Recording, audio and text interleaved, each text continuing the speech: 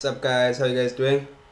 So yeah man, so on this video here, what I'll be doing for you guys is I'll actually be just continuing with that tutorial session of learning how to mix that I started a few months back. And on that video there, if I remember correctly, I spoke about the parametric equalizer. So I'll just do that for you guys. So I'll just open that up for you. So I spoke about the parametric equalizer, which looks like this. Equalizer 2, which looks like this, and I told you that it's all about like cutting off unwanted frequencies and leaving the ones that you need. So let's say that. So let me just open some stuff here.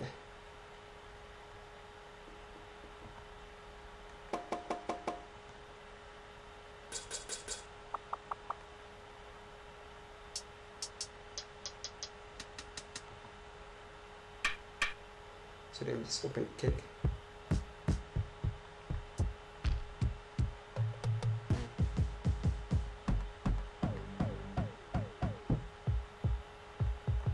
So let's just use that kick quickly, and I'll just lay down a very quick beat for you guys. So let me see. I'm actually not used to using this thing here. I don't even know how it works.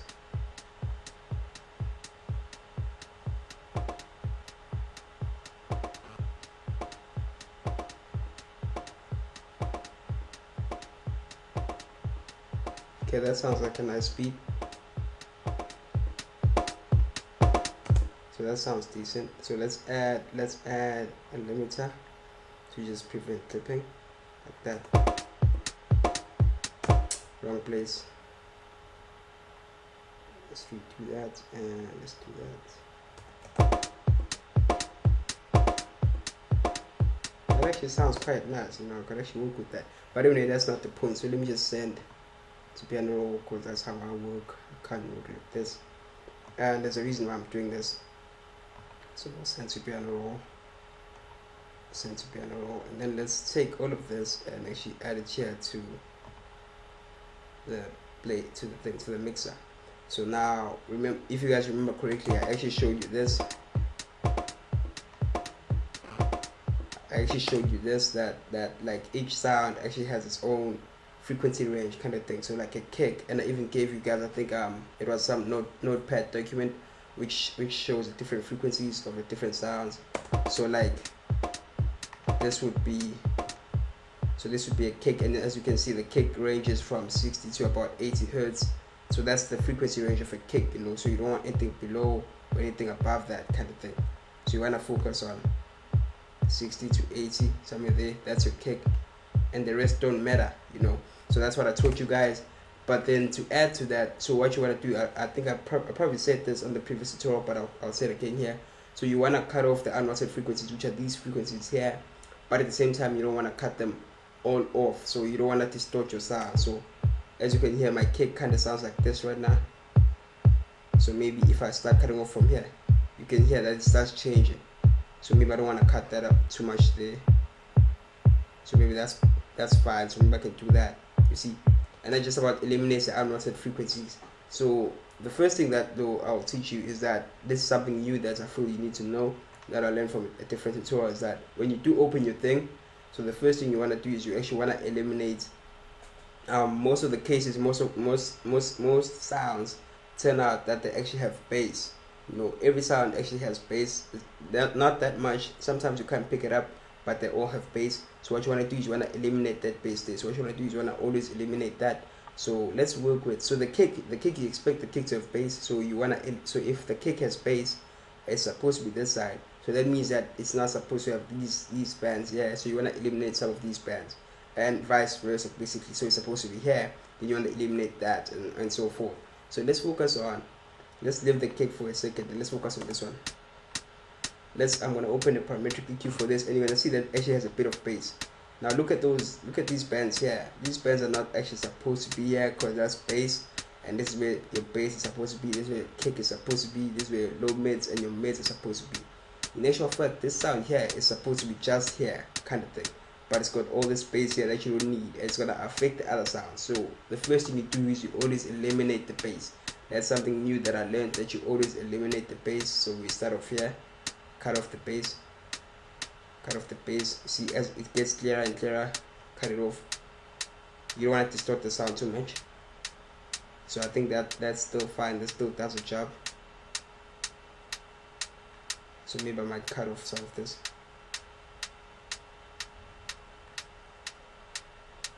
It's a bit too loud. So it still sounds the same, and there it is, and we've cut off that bass there. So let's hear the difference without this thing.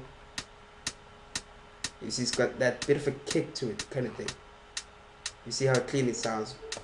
So that's what you want to do, and then let's go to the bongos now. So this is just like some of the basics that I'm revising for you guys. So now let's focus on the bongos, and let's remove this.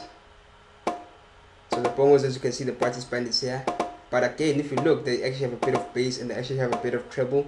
So you don't need these two ends here. You don't need them. So you want to remove the bass.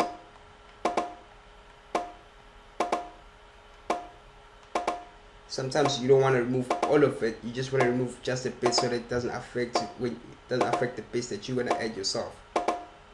You see how that distorts the sound. So maybe you won't wanna.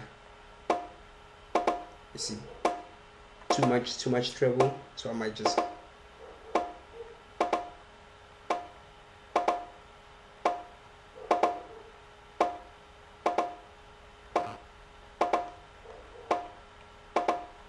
and that makes me happy, and then maybe let's come to this sound here.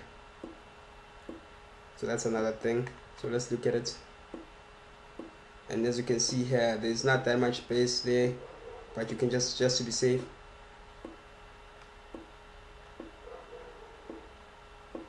See, so it sounds way cleaner now.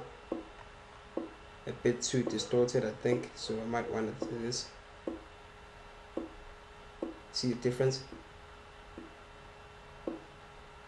Can you actually hear the difference without actually, like, it's not all about visualization. You actually have to listen, and you can hear the difference, kind of thing. So yeah, so that was just like the basics that I taught you guys on the previous video. So now I'm gonna take it a step further.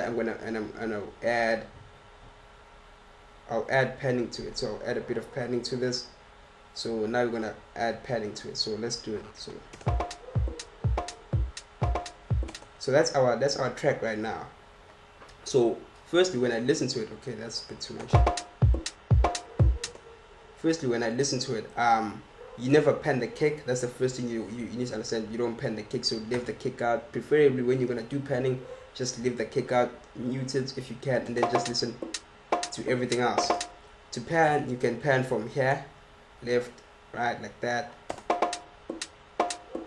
You don't want to do that because it kind of affects your ear, as you can hear. So you always want to leave it somewhere there around 60%. Beyond 60% is a bit bad. And there is actually a panning chart that I gave you guys on my thing, on the Facebook page, so you might want to use that too. But then to pan, the best thing to do is, like, if you have congos or bongos, whatever, is to start with them. It's very nice to pan these type of instruments here, percussions, because personally I enjoy them. So I'll show you guys like what I do. So I don't usually use these two forms of panning because they pan everything, So I usually just pan each single one of these things here. So let me show you how I do it. So let me cut this one off. So you hear how that one sounds, right? So it's all in the center right now. So maybe what I can do is I can pan this to the left and this one to the right. So to pan this to the left and this to the right, you might wanna double click like this quickly. So you wanna be quick, not like 1, 2. Okay, actually that also works. So you can take it to the left. How much panning? It's all on you. Really, it's all on you. So maybe you might just take it all the way. Okay, I don't know. Okay, I think I haven't hit. There it is. So yeah, so it's too much there. So you might want to leave it there. And you can hear the difference. And then maybe you can take this one to the right like that. So you can hear that creates that room in the center now of the whole thing. And then now we can add another sound. We can add the second congo. It's too loud.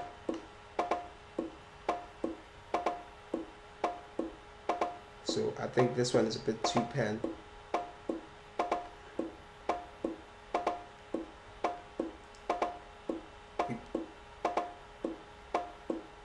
So what you can do is you can actually.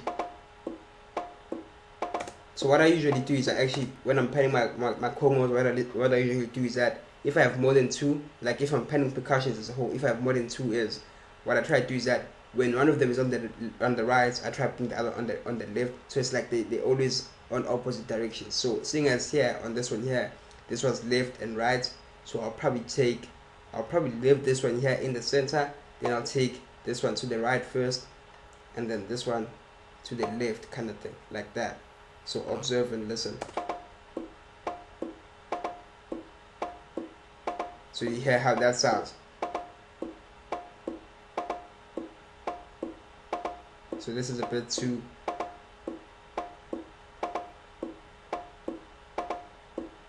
So that sounds cool for me, that sounds decent. So then I might start factoring in this sound here. So that sounds decent, and then I might come here and do those.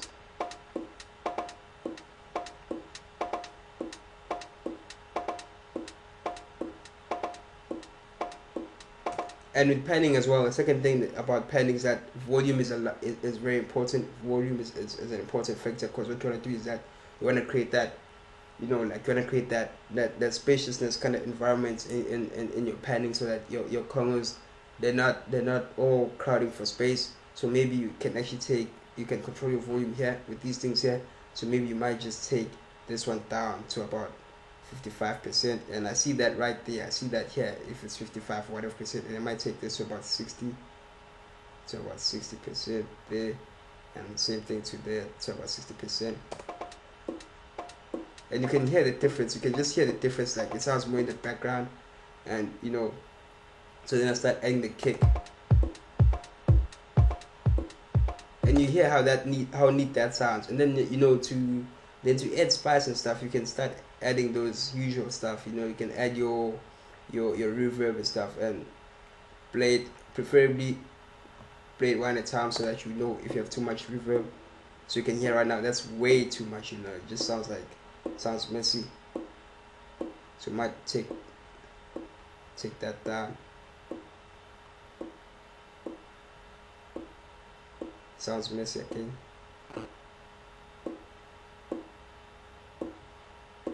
So you might want to just play around here and figure out which one works for you. So for me, this kind of makes me happy. So let's add the next one. You see, there's really no need for me to add reverb to this one, but I feel like maybe if I did, let me see what happens.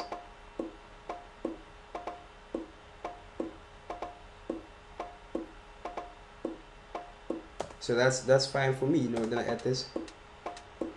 So that's perfectly fine. I think that doesn't need any reverb. And then again, like another important thing is basically just like it's all on the ear. It's all on the ear. I'll always emphasize this when I'm talking about these videos here and learning how to mix. It's all on the ear, listening carefully. So that was just a quick tutorial on panning, just panning to the left, panning to the right, and all those little things there. And like I'll make you guys let me try and see if I can do this quickly for you guys. What you can actually do is you can like pan each and every sound at a different level, and it creates this nice effect to your track. So let me try and find the thing. So let me take this down a bit, and I'm just trying to find the thing. So let me just use this for you guys because it's neutral.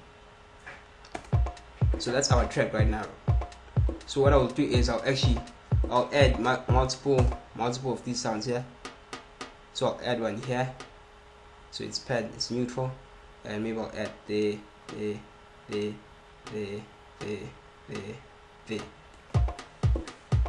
So as you can hear right now, it's not pan to the left or to the right. And what you can do is you can actually come here, double click on that, take it to left, far left as possible. The more you pan, the more you decrease your volume, kind of thing. So let's say we take that a bit more down, take that to about 50%. You get what I'm saying? Then let's take this one here, and we took this one all the way down, so you might want to take this one there, and then leave that volume there.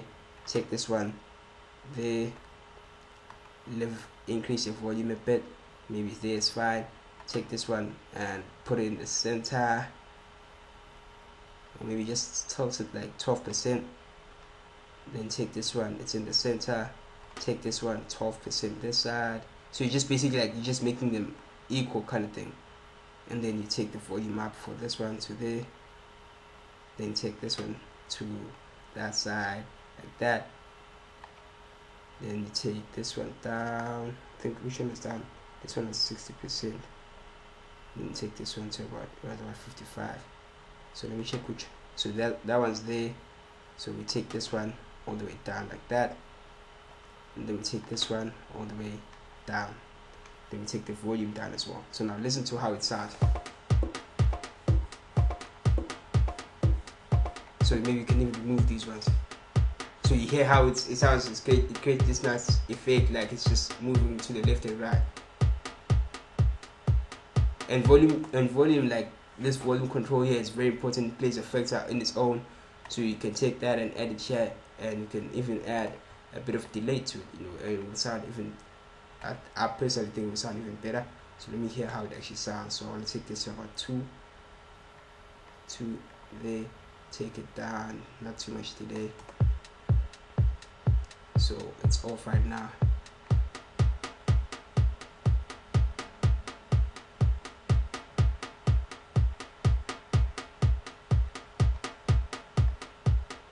So I don't know what's happening. So you can hear how that stereo effect there, a bit of stereo effect going on.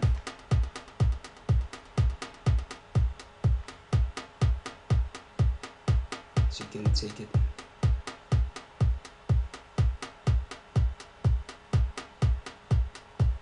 And you can just like play around, listen to that.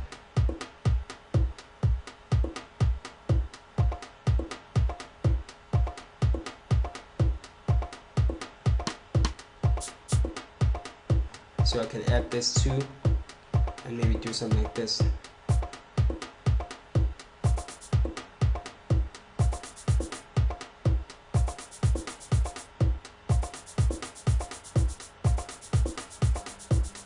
Then I might take the volume down drastically somewhere there. Then probably pan it to the right. Decrease the volume a bit.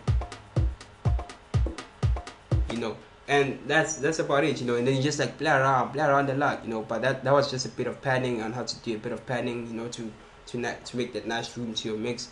And yeah, man, so those are like a whole lot of things that I've been using a lot in my tracks when I'm mixing. And I'm actually gonna let you guys listen to a small clip that I've been working on that like lately, and I just want you guys to hear how everything sounds, and I'm not perfect, but I'm still learning. But you can actually hear the difference in my tracks, and you can hear how well the sounds are a bit balanced out, kind of thing. So yeah. So let me remove some sounds here.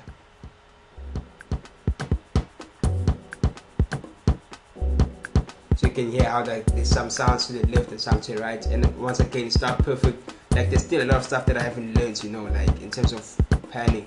Especially when it comes to the whole reverb thing, there's still a lot I have to learn. But for me, it's actually starting to sound way better than some of the tracks that I've made in the past, and I can pick up the difference. And yeah, man. And I want to show you guys that thing, that double panning thing off to the left. You see how this is to the left, and this is actually to the right, and these ones here are neutral, and that's all I did. So let me just switch off some of these sounds.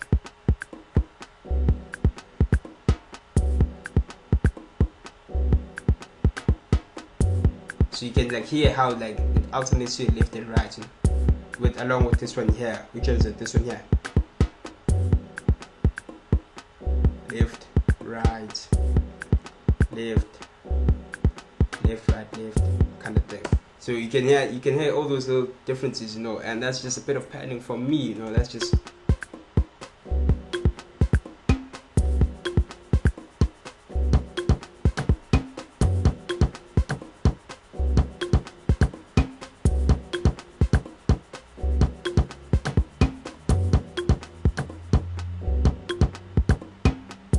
So that's like a work in progress kind of thing that I'm still working on right now. I've been stuck on it for a couple of days, but otherwise, yeah, man. So that's how you do a bit of panning just to add to your mix.